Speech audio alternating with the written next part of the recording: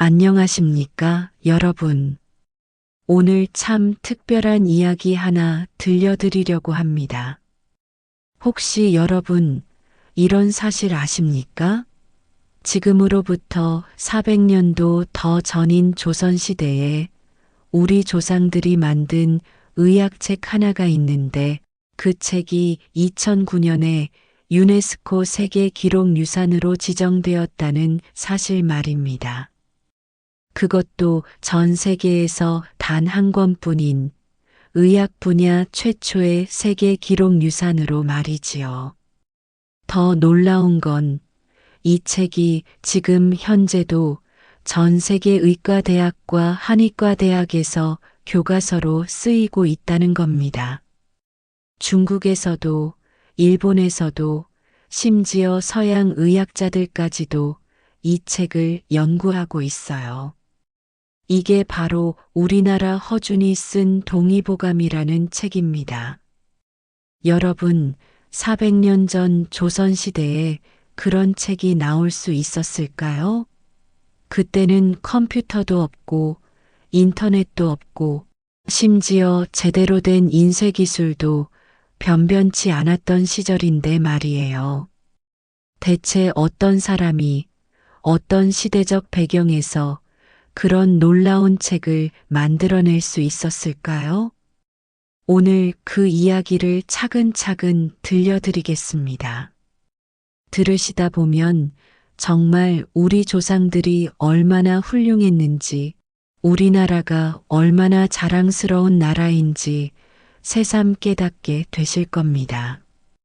때는 16세기 말 1592년 조선이 건국된 지 200년이 지난 시점이었습니다. 그런데 갑자기 일본이 대규모로 침입해 왔어요. 바로 임진왜란이 시작된 겁니다. 여러분도 잘 아시듯이 임진왜란은 정말 참혹한 전쟁이었습니다. 7년간 계속된 전쟁으로 온 나라가 폐허가 되었어요. 궁궐은 불타고 백성들은 굶주리고 수많은 사람들이 목숨을 잃었습니다. 그런데 전쟁이 끝나고 나니 더 큰 문제가 기다리고 있었어요. 바로 질병이었습니다. 전쟁 중에 제대로 먹지도 못하고 위생 상태도 엉망이었던 백성들 사이에 온갖 병이 돌기 시작한 거죠. 그런데 의원은 부족하고 약은 더더욱 부족했습니다. 바로 이때 한 의원이 있었으니 그가 바로 허준입니다.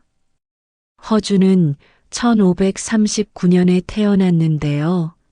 그의 출신은 좀 특별했습니다.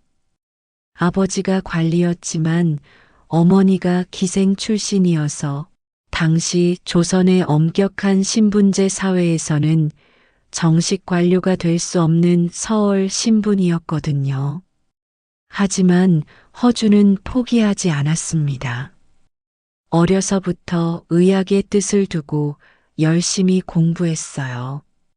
그리고 실력으로 인정받아서 내의원에 들어가게 되었고 마침내 임금을 직접 진료하는 어위까지 올라갔습니다.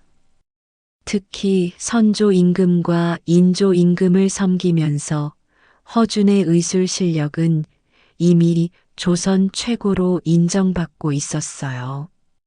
선조 임금은 허준을 무척 신뢰했고 허준 역시 임금의 신임에 보답하기 위해 더욱 열심히 의학을 연구했습니다. 그런데 허준이 보기에 당시 조선 의학의 현실은 참 안타까웠습니다. 첫째, 의원들이 너무 부족했어요. 특히 지방에 가면 제대로 된 의원을 찾기가 하늘의 별 따기였습니다. 둘째, 의학 지식이 체계적으로 정리되어 있지 않았어요. 중국에서 들어온 의서들이 있기는 했지만 너무 어렵고 복잡해서 일반 의원들이 활용하기가 쉽지 않았습니다. 셋째, 조선 사람들의 체질이나 조선 땅의 풍토에 맞지 않는 처방들이 많았어요. 중국 의서를 그대로 따라하다 보니 실제로는 효과가 별로인 경우가 많았거든요. 허준은 생각했습니다. 이렇게 해서는 안 되겠다. 우리나라 사람들을 위한 우리만의 의학서가 필요하다.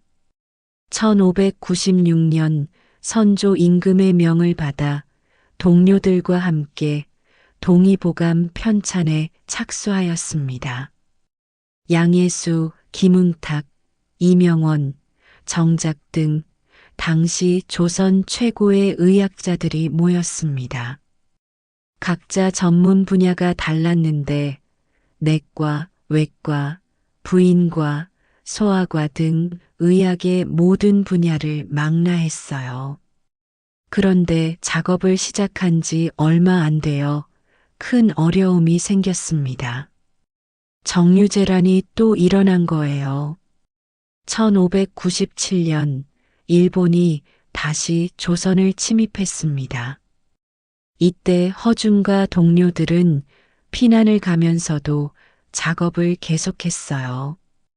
짐을 쌀 때도 의서들을 가장 먼저 챙겼고 피난길에서도 틈틈이 원고를 정리했습니다.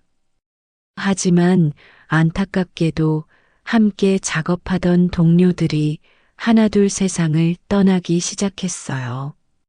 양예수는 1597년에, 이명원은 1598년에 세상을 떠났습니다. 허준은 슬픔을 참고 혼자서라도 이 일을 끝내기로 결심했습니다. 동료들의 뜻을 이어받아서 반드시 완성하겠다고 다짐했어요. 허준이 동의보감을 만들기 위해 가장 먼저 한 일은 자료 수집이었습니다. 당시에는 지금처럼 도서관이나 인터넷이 있는 게 아니었잖아요. 의학서 하나 구하는 것도 쉽지 않았습니다. 중국에서 들어온 의서들이 대부분이었는데 이것들을 구하려면 엄청난 비용이 들었어요. 허준은 온갖 방법을 다 동원해서 의서들을 모았습니다. 궁중 도서관은 물론이고 사찰의 경장고, 개인이 소장하고 있는 책들까지 다 찾아다녔어요. 그렇게 모은 의서가 무려 153종이나 되었습니다. 황제내경, 상한론, 금계요략 등 중국 의학의 고전부터 향약 구급방, 의방유치 등 우리나라 의서까지 망라했어요. 하지만 허준은 여기서 그치지 않았습니다. 책에 나온 내용들을 실제로 확인해 보기 위해 직접 현장으로 나갔어요. 허준은 전국의 명의들을 찾아다녔습니다. 의원뿐만 아니라 민간의 약초꾼들, 할머니들이 전해주는 민간요법까지 다 조사했어요. 특히 허준이 주목한 건 우리나라 고유의 약재들이었어요. 인삼, 도라지, 더덕, 쑥, 익모초 등 우리 땅에서 나는 약재들이 외국 약재보다 우리 체질에 더 잘 맞는다는 것을 확인했습니다. 또한 지역별로 다른 질병 패턴도 파악했어요. 바닷가 지역에서는 어떤 병이 많이 생기고 산간 지역에서는 또 어떤 병이 많이 생기는지를 자세히 조사했습니다. 허준의 위대함은 단순히 자료를 많이 모은 것이 아니라 그것들을 체계적으로 분류하고 정리한 데 있습니다. 당시 중국 의서들은 대부분 한 명의 의사가 자신의 경험을 바탕으로 쓴 것들이었어요. 그래서 책마다 같은 병에 대해서도 다른 처방을 제시하는 경우가 많았고 체계성이 떨어졌습니다. 허주는 이런 문제를 해결하기 위해 완전히 새로운 방식을 택했어요. 먼저 인간의 몸을 여러 부분으로 나누었습니다. 내경편 몸의 기본 원리, 외형편 외부에서 볼 수 있는 부분, 잡병편 각종 질병, 탕액편 약재와 처방, 침구편 침술과 뜸 등 5부분으로 나눈 거죠. 그리고 각 부분 안에서도 세세하게 분류했어요.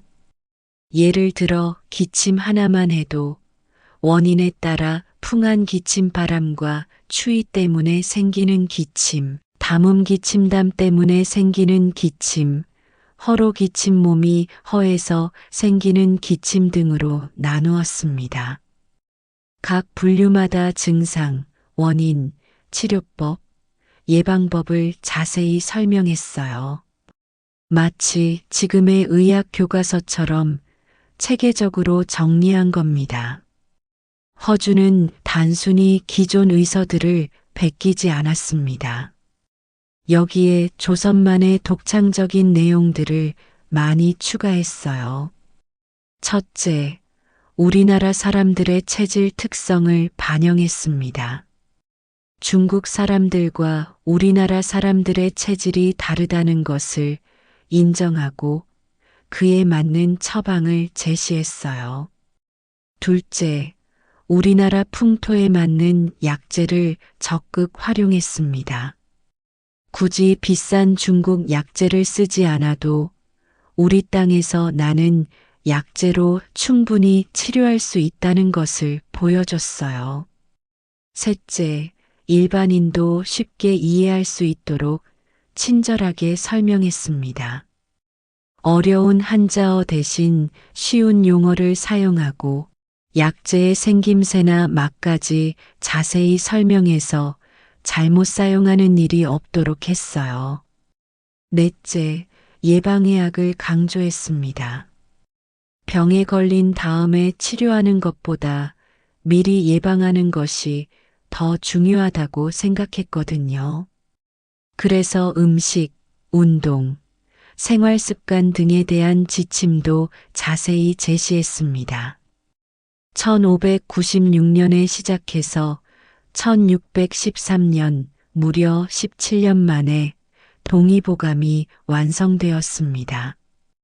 총 25권 25책으로 이루어진 이 책은 당시로서는 상상할 수 없을 정도로 방대한 분량이었어요. 약 150만 자가 넘는 글자 수에 수록된 처방만 해도 1만여 개가 넘었습니다. 내경편 4권, 외형편 4권, 잡병편 11권, 탕액편 3권, 침구편 1권, 그리고 부록 2권으로 구성되었어요. 허준이 이 책을 완성했을 때 나이가 74세였습니다. 당시 평균 수명을 생각하면 정말 고령이었죠. 하지만 허준은 끝까지 포기하지 않고 이 대작을 완성해냈습니다. 동의보감이 완성되자 광해군은 크게 기뻐했습니다. 이 책은 우리나라 의학의 보물이다. 모든 의원들이 이 책을 공부하고 백성들의 건강을 돌보는데 활용해야 한다. 광해군은 즉시 동의보감을 간행하라고 명령했어요. 당시에는 인쇄 기술이 발달하지 않아서 책 한 권 만드는 것도 쉽지 않았는데 왕이 직접 나서서 대대적으로 인쇄하게 한 겁니다. 그리고 전국의 모든 관아와 의료기관에 이 책을 배포했어요. 지방 수령들에게도 이 책을 활용해서 백성들의 건강을 돌보라고 지시했습니다. 동의보감의 명성은 우리나라를 넘어 중국과 일본까지 퍼져나갔습니다. 중국에서는 1763년에 처음 간행되었는데 중국 의학자들이 크게 놀랐어요. 조선에서 이런 훌륭한 의학서가 나올 줄 몰랐다면서 극찬했습니다. 특히 중국 의학자들이 감탄한 부분은 체계적인 분류와 정리였어요. 중국에는 개별적인 의서들은 많았지만 이렇게 전체적으로 정리한 종합의서는 없었거든요. 일본에서도 마찬가지였습니다. 1724년에 일본어로 번역되어 간행되었는데 일본 의학계에 큰 영향을 미쳤어요. 지금도 일본의 한의학 교육에서 동의보감은 필수 교재로 사용되고 있습니다. 동의보감이 다른 의학서와 구별되는 가장 큰 특징은 예방의학을 강조한다는 점입니다. 당시 대부분의 의학서들은 병에 걸린 다음에 어떻게 치료할 것인가에 초점을 맞췄어요. 하지만 허준은 생각이 달랐습니다. 애초에 병에 걸리지 않게 하는 것이 더 중요하다고 본 거죠. 그래서 동의보감에는 치료법뿐만 아니라 건강한 생활 습관, 올바른 식단, 적절한 운동법, 정신건강관리법 등이 자세히 나와 있어요. 예를 들어, 봄에는 이른 아침에 일어나서 뜰을 천천히 거닐며 머리를 풀어 헤치고 몸을 이완시켜 의지를 생기게 하라는 식으로 계절별 건강관리법을 제시했습니다. 이런 내용들은 서양에서 말하는 공중보건학이나 예방의학의 개념을 400년 앞서 제시한 것이에요. 동의보감의 또 다른 특징은 개인의 체질과 상황을 고려한 맞춤형 치료를 강조한다는 점입니다. 허준은 같은 병이라도 사람마다 원인이 다를 수 있고 따라서 치료법도 달라야 한다고 생각했어요. 나이, 성별, 체질, 생활환경, 계절 등을 모두 고려해서 처방을 내려야 한다고 본 거죠. 이런 접근법은 지금의 개인 맞춤형 의학, 정밀의학의 개념과 일치합니다. 21세기에 와서야 주목받기 시작한 개념을 400년 전에 이미 제시한 거예요. 동의보감은 자연에서 얻을 수 있는 재료를 이용한 치료법을 중시했습니다. 허준은 약식동원이라는 개념을 강조했어요. 약과 음식의 근본은 같다는 뜻이죠. 좋은 음식이 곧 좋은 약이 될 수 있다고 본 겁니다. 그래서 동의보감에는 인삼, 당귀, 황기 같은 전문 약재뿐만 아니라 마늘, 생강, 대추, 꿀 같은 일상적인 식재료를 이용한 처방도 많이 나와 있어요. 이런 접근법은 환경 친화적이면서도 경제적입니다. 비싼 약을 사지 않아도 주변에서 쉽게 구할 수 있는 재료로 건강을 지킬 수 있다는 거죠. 동의보감은 정보를 체계적으로 분류하고 정리한 점에서도 혁신적이었습니다. 현대적인 표현으로 하면 일종의 의학 데이터베이스였어요.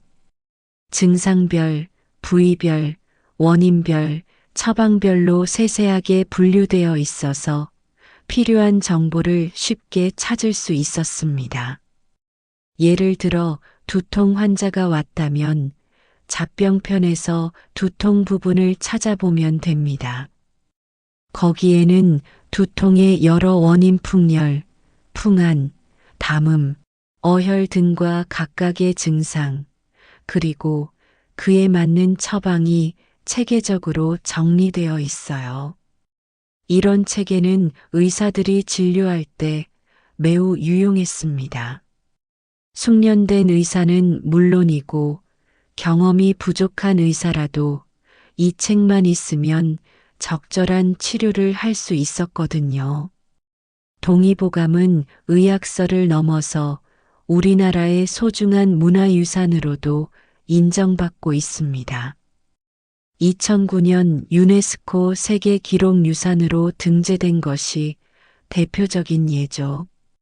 유네스코에서는 동의보감을 동아시아 전통의학의 정수를 담은 독창적이고 체계적인 의학서라고 평가했습니다. 또한 소설, 드라마, 영화 등 다양한 문화 콘텐츠의 소재로도 활용되고 있어요. 허준의 일생을 다룬 소설 동의보감은 베스트셀러가 되었고 드라마 허준은 시청률 60%를 넘기며 큰 인기를 얻었습니다. 허준의 위대함은 무엇보다도 신분의 한계를 뛰어넘었다는 데 있습니다. 서울 출신으로 태어나서 사회적 제약이 많았지만 오직 실력만으로 조선 최고의 어이가 되었어요. 그리고 그 실력을 바탕으로 동의보감이라는 불멸의 작품을 남겼습니다. 이는 조선시대 신분제 사회에서는 거의 불가능한 일이었어요. 하지만 허준은 끊임없는 노력과 학습을 통해 이를 가능하게 만들었습니다. 허준이 동의보감을 만들 수 있었던 가장 큰 힘은 끊임없이 배우려는 자세였습니다. 이미 조선 최고의 어이였지만 그에 만족하지 않고 계속해서 새로운 지식을 습득하려고 노력했어요. 책으로만 배우지 않고 직접 현장에 나가서 경험을 쌓았습니다. 이런 평생학습 정신이야말로 우리가 본받아야 할 자세입니다. 특히 요즘처럼 변화가 빠른 시대에는 더욱 중요하죠. 실용적이고 창조적인 사고. 허준은 외국의 지식을 무조건 받아들이지 않고 우리 실정에 맞게 재해석하고 발전시켰습니다. 이런 창조적 사고, 실용적 접근이 동의보감을 세계적인 명작으로 만들었어요. 우리도 이런 정신을 이어받아야 합니다. 외국의 좋은 것은 받아들이되 우리만의 독창성을 더해서 더 나은 것을 만들어내야 해요. 여러분, 긴 이야기 끝까지 들어주셔서 감사합니다. 오늘 동의보감 이야기를 들으시면서 어떤 느낌이 드셨나요? 아마 새삼 우리나라, 우리 조상들이 자랑스럽다는 생각이 드셨을 겁니다. 400년 전 컴퓨터도 없고 인터넷도 없던 시절에 우리 조상들이 이런 놀라운 의학서를 만들어냈다는 사실이 정말 대단하지 않습니까? 더 놀라운 것은 그 책이 지금까지도 전 세계에서 인정받고 활용되고 있다는 점입니다. 400년의 시간을 뛰어넘어 여전히 빛나고 있는 우리의 보물이에요. 동의보감은 단순한 옛날 의학책이 아닙니다. 그 안에는 우리 민족의 지혜와 창조력, 그리고 사람을 사랑하는 따뜻한 마음이 담겨 있어요. 허준 한 사람의 노력으로 만들어진 것 같지만 사실은 우리 민족 전체의 지혜가 모인 결과물입니다. 수많은 의원들의 경험, 민간의 전통 지식, 그리고 조선왕조의 지원이 합쳐져서 탄생한 거죠. 오늘 이 이야기가 여러분께 작은 감동과 자부심을 드렸다면 저는 정말 기쁠 것 같습니다. 구독과 알림 좋아요는 좋은 컨텐츠 제작에 큰 도움이 됩니다. 감사합니다.